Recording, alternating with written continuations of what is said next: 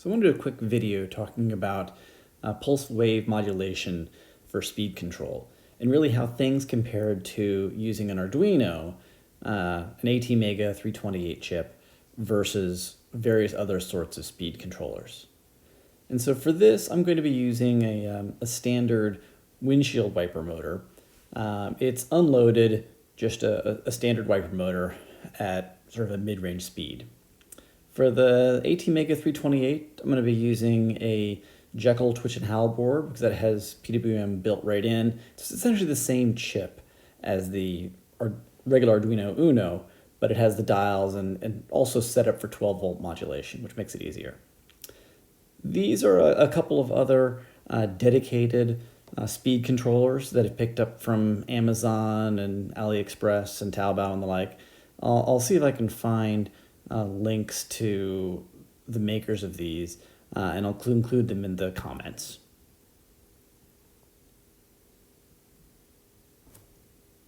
In addition to these speed controllers, I'll also be using an Espotec Labrador, and that lets me hook up to a Raspberry Pi to get a better look at the PWM signal.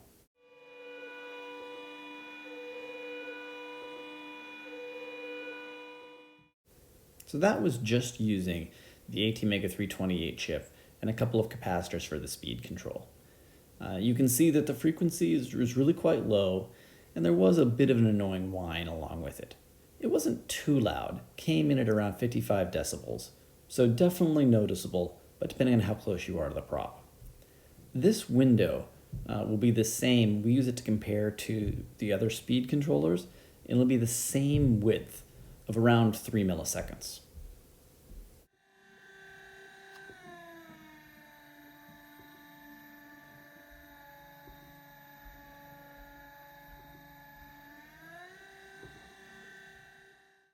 For this dedicated speed controller, you can see that the signal is much more dense, representing a much higher frequency.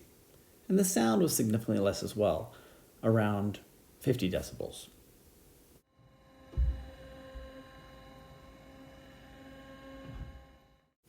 And this one was fairly similar, maybe a slightly higher frequency, but not much of a difference.